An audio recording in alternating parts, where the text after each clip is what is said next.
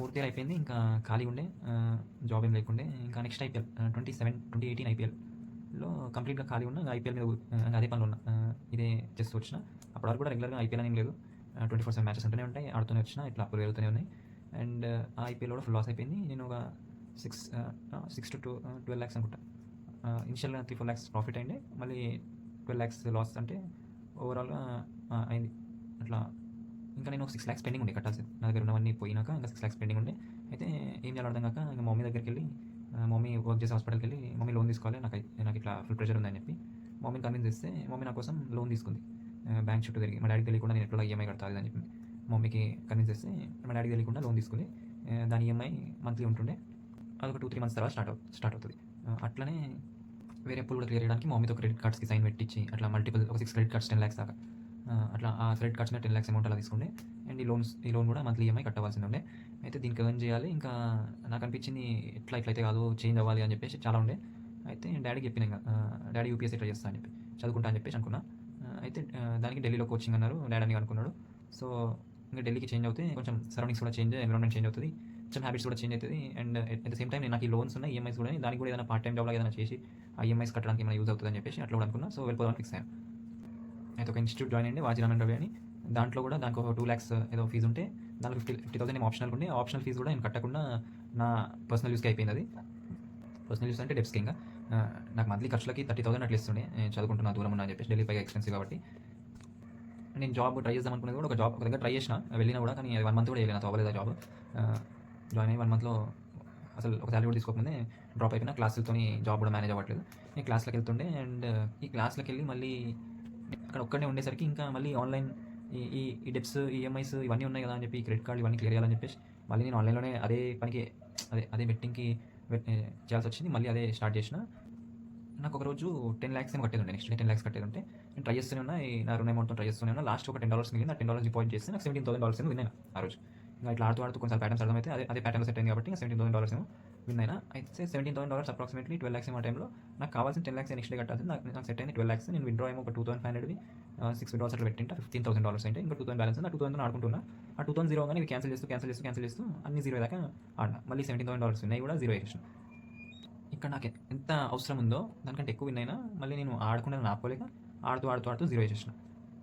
ఇది ఒక్కసారి ఇట్లా కాదు, తర్వాత కూడా నేను ఒకసారి ఇట్లానే 25,000 మల్టిపుల్ టైమ్స్ డిపాజిట్ చేసి ఒక 25,000తో 44 lakhs విన్ అయిన రోజు ఉంది.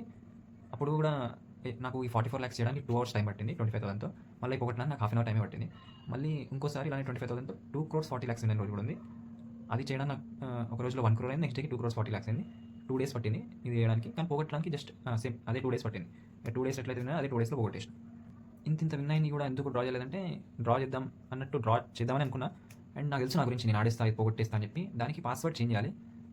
పాస్వర్డ్ అంటే ఫ్రెండ్కి ఇచ్చేసి, ఒక ఫ్రెండ్కి ఎప్పుడు ఇట్లా విన్నానని చెప్పి పాస్వర్డ్ చేంజ్ చేయాలి. వాడికి చెప్పొచ్చు పాస్వర్డ్ చేంజ్ చేయని చెప్పి నేను ఆడుకుంటూ ఉంటా. కాకపోతే నాకు ఆడాలని ఒక మైండ్ ఉంటుంది కదా, అది అసలు అది చేయలేదు నన్ను. ఒక మైండ్ విత్డ్రా చేయమని చెప్తుంది, పాస్వర్డ్ చేంజ్ చేయమని చెప్తుంది, నువ్వు ఆపుకోలేవని కూడా చెప్తుంది. కానీ ఇంకో మైండ్, ఆడాలన్న మైండ్ ఉంటుంది. అదేంటంటే నన్ను ఆక్యుపై చేసి ఉంటుంది.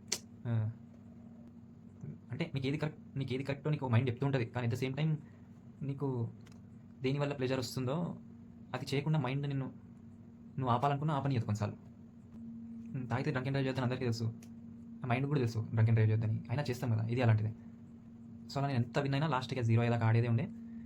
ఈ $17,000 విన్ అయ్యి జీరో చేసిన తర్వాత నాకు అనిపించింది నా వల్ల పోతే నేను ఎంత విన్ అయినా లాస్ట్కి జీరో వేస్తే నాకు కంట్రోల్ లేదు అని క్లియర్గా అనిపించి నేను వెంటనే ఫ్లైట్ ఎక్కేసి మళ్ళీ హైదరాబాద్కి వచ్చేసిన. మా ఇంట్లో కూడా చెప్పలేదు. ఆ ఫ్లైట్ ఎక్కుతున్న టైంలో నాకు అది సడన్గా బుక్ చేసుకున్న కాబట్టి కనెక్టింగ్ ఫ్లైట్ ఉండే. దానిలో నాకు కొంచెం యాంగ్జైటీ ఎక్కువై, అంటే ఇంట్లో ఇప్పుడు ఎలా చెప్పాలని ఆలోచిస్తూ కొంచెం హెల్త్ ఎఫెక్ట్ అయింది. అక్కడే లక్నోలో హాస్పిటల్లో జాయిన్ చేశారన్నమాట. తర్వాత మళ్ళీ నెక్స్ట్ ఫ్లైట్కి హైదరాబాద్ పంపించారు. ఇట్లా హాస్పిటల్ వాళ్ళు ఇన్ఫార్మ్ చేయాల్సి వస్తుంది, లక్నోలో హాస్పిటల్లో ఉన్నాడు అని చెప్పాను. కానీ సడన్గా ఇదేంది, అసలు ఢిల్లీలో ఉండాలి, నేను వస్తున్న విషయం కూడా ఎలా మాట్లాడదాం అన్నట్టు చెప్పాలి. ఇదంతా అనుకున్నారు. నెక్స్ట్ డే వచ్చి చెప్పిన, ఇట్లా నా కంట్రోల్ ఉండట్లేదు, నా వల్ల అవ్వట్లేదు, మీరే నా సైకాలజిస్ట్ చూపించండి, సైకియాట్రిస్ట్ చూపించండి, నాకు సెట్ అవ్వట్లేదు, మీరే చూపించండి అని చెప్పేసి ఇంట్లో చెప్పుకున్నా. ఇట్లా నాకు ఇంత విన్ అయినా నా వల్ల నాకు కంట్రోల్ లేదు, నాకు అసలు అవ్వట్లేదు అని చెప్పి ఇంట్లో చెప్పుకుంటే, ఇంట్లో సైకియాట్రిస్ట్ దగ్గర తీసుకెళ్ళారు. ఆమె నాకు తెలిసిన విషయాలు చెప్తే నాకు పెద్ద ఎఫెక్ట్ అనిపించలేదు. ఆమె చేసే కౌన్సిలింగ్ కూడా నాకు తెలిసిన విషయాలు మళ్ళీ చెప్తుంటే నాకు ఎఫెక్ట్ అనిపించలేదు. అసలు పరగే పడలేదు నాకు. మళ్ళీ ఆడాలన్న బ్రెయిన్ ఉంటుంది కదా, అది నన్ను ఎక్కువసేపు ఇక్కడ ఉంచలేదు. ఎందుకంటే ఇక్కడ హైదరాబాద్లో ఉంటే అందరి మధ్యలో నాకు అది కుదరదు అని చెప్పి ఈ ఆడాలన్న బ్రెయిన్ నన్ను నెట్ చేసి మళ్ళీ ఢిల్లీకి పంపించాలని చెప్పేసి నన్ను ఇంట్లో వాళ్ళని కన్విన్స్ చేయించి పంపించేసింది. మీకు అనిపించచ్చు ఈ ఆడాలన్న బ్రెయిన్ ఏంది, ఇదంతా ఏంది అని. అది అడిక్ట్ అయిన వాళ్ళకి అర్థమవుతుంది. మన కంట్రోల్ ఉండదు మనది. ఆహ్, ఏదైనా నీ కంట్రోల్ ఉన్నంత సేపే మంచిగా ఉంటుంది. కొన్నిసార్లు మన కంట్రోల్ దాటి అది మనల్ని కంట్రోల్ చేస్తూ ఉంటుంది. మనం చేసే యాక్టివిటీస్‌ని, మనం చేసే అన్నిటిని నువ్వు ఒక హ్యాబిట్ కింద అంత అలవాటు పడ్డాక ఆ హ్యాబిట్ నిన్ను కంట్రోల్ చేస్తుంటది. తర్వాత ఈ లోన్స్ ఇవన్నీ మా ఇంట్లో మా డ్యాడీకి తెలిసి ఇంకా నన్ను వచ్చేయమన్నారు. నేను ఇవన్నీ తప్పించుకోవడానికి వెళ్ళినా అన్నట్టు అనిపించింది. అయితే ఇవన్నీ క్లియర్ చేసేసిర్రు. ల్యాండ్ ఏదో అమ్మేసి లోన్స్, క్రెడిట్ కార్డ్స్ అన్నీ క్లియర్ చేసి మళ్ళీ ఆ క్రెడిట్ కార్డ్స్ వాడడం జరిగింది. ఇలానే ఇంకా ఇదే సైకిల్‌లో నేను మొత్తం పోగొట్టడం, జీరో అయిన తర్వాత ఇంట్లో వాళ్ళ మనీ వాడడం, వాళ్ళ శాలరీస్ వాడడం, ఆహ్, వాళ్ళు నా కోసం మల్టిపుల్ లోన్స్ తీయడం, అప్పులు, చిట్టీలు అన్నీ ఏ టు జెడ్ నాకే ఖర్చు పెట్టేటోళ్ళు మొత్తం శాలరీ అంతా. ఇలా తర్వాత 3, 4 ఇయర్స్‌లో ల్యాండ్ అమ్మేసిర్రు, ప్లాట్స్ అమ్మేసిర్రు. లాస్ట్‌కి మేముంటున్న ఫ్లాట్ కూడా అమ్మేసిర్రు. నేను వాళ్ళ కోసం చేసిందేం లేదు. ఈ అలవాటు కోసం నేను వాళ్ళ దగ్గర అబద్ధాలాడడం, వాళ్ళని మోసం చేయడం. ఇదే నేను చేసిందంతా.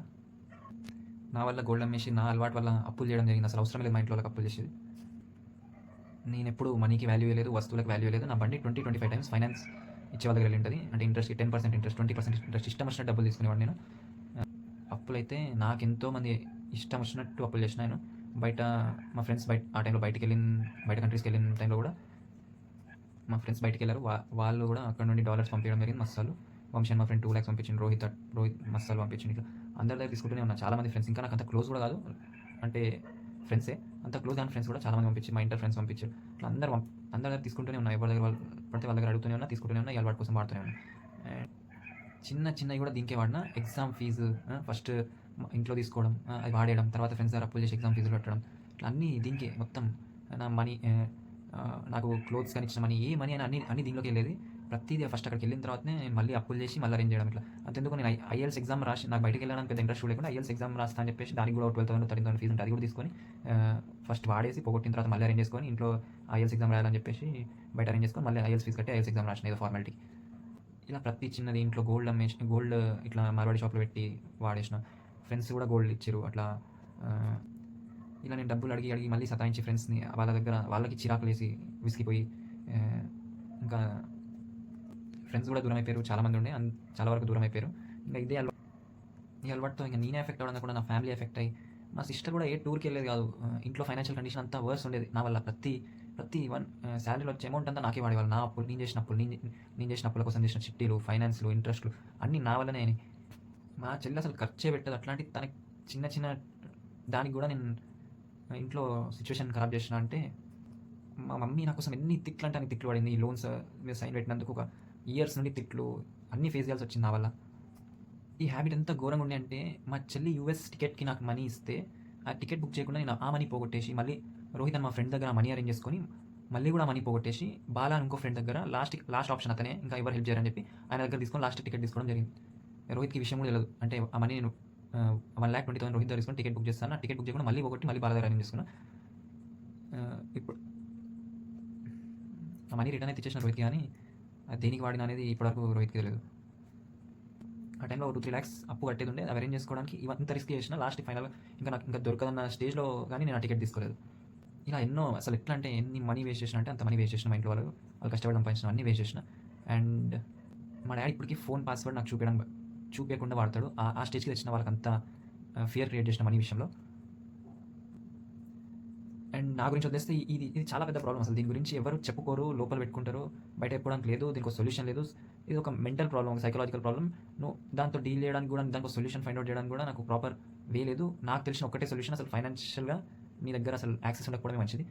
ఫైనల్గా నేను ఇప్పుడు వర్క్ చేస్తున్నా, ఆ వచ్చే శాలరీ కూడా నేను యూజ్ చేయకుండా పెట్టుకున్నా, అంటే నాకు యాక్సెస్ లేకుండా పెట్టుకున్నా. అట్లయితే అంత రిస్ట్రిక్షన్ పెట్టుకుంటేనే వర్కౌట్ అవుతుంది. ఇది నాకు వెల్ విషర్ సజెస్ట్ చేసింది.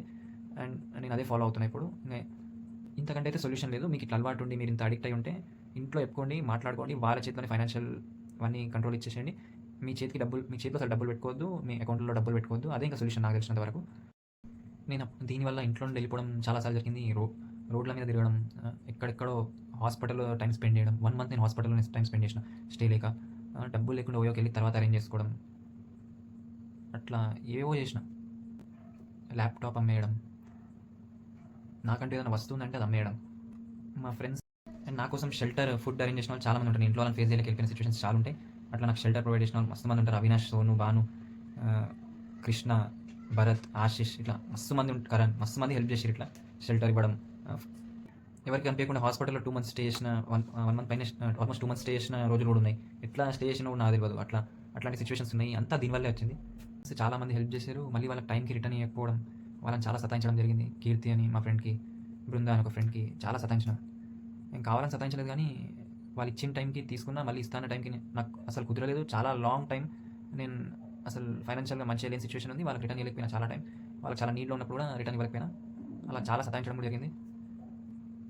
ఎంతో మందితో ఇట్లనే ఫ్రెండ్ రిలేషన్స్ ఖరాబ్ చేసుకున్నా, నేను సారీ చెప్పిన ఇప్పుడు అవి నార్మల్ అయిపోవు. నేను వాళ్ళకి క్రియేట్ చేసిన సిట్యుయేషన్స్ వాళ్ళని చాలా సతాయించిన అందరికీ.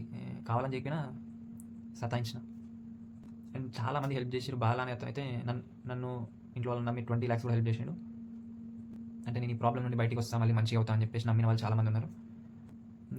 నాకు తెలిసిన సొల్యూషన్ అయితే ఒకటే, మనీ అసలు ఈ అలవాటు ఉన్న వాళ్ళ దగ్గర మనీ ఉండొద్దు. వాళ్ళే ఎవరితో అయినా మాట్లాడుకొని వాళ్ళ మనీ వాళ్ళకి ఏమైనా ఎర్నింగ్స్ ఉన్నా కానీ వేరే వాళ్ళ కంట్రోల్లో పెట్టి అవసరానికి తీసుకోవడం, క్యాష్ తీసుకోవడం, వాడుకోవడం అంతే. అండ్ అప్పులు చేయడం బంద్ చేయాలి అంతే. ఇంతకంటే సొల్యూషన్ ఏం లేదు. సో నేను అదే ట్రై చేస్తున్నా. మీరు కూడా అదే చేయండి. All the best. నేను చెప్పాల్సినవి చాలా ఉన్నాయి కానీ ఇంకా రోజు ఇది చెప్తూ ఉంటే వినడానికి మీకు కూడా బాగోదు. అందుకే ఈరోజుతో క్లోజ్ చేస్తున్నా. అండ్ మళ్ళీ నా రిక్వెస్ట్ ఒకటే, ఎవరు అలవాటు చేసుకోవద్దు. అండ్ అలవాటు ఉన్న వాళ్ళు కూడా నాకు తెలిసిన సొల్యూషన్ అయితే నేను చెప్పిన. ఇంకా ఏమైనా ఆల్టర్నేట్ సొల్యూషన్స్ ఉంటే మీరు చెప్పండి, ట్రై చేద్దాం. నేను ఇంకా సర్వైవ్ అవుతున్నా అంటే మా డాడీ నా కోసం చేసినంత అసలు దునియాలో ఎవరు చేస్తారో లేదో నాకు తెలియదు. చేయాలని అనుకుంటున్నాను నేనైతే. ఇప్పటికీ కూడా ఇంత చేసిన తర్వాత కూడా ఈ ఏజ్లో నేను 28 years ఉంటా. ఈ ఏజ్లో కూడా అన్నం కలిపి తెచ్చి పెడతాడు మా డాడీ. నేను ఇంకా సర్వైవ్ అవుతున్నా అంటే మా పేరెంట్స్ వల్లే, మా ఫ్యామిలీ వల్లే.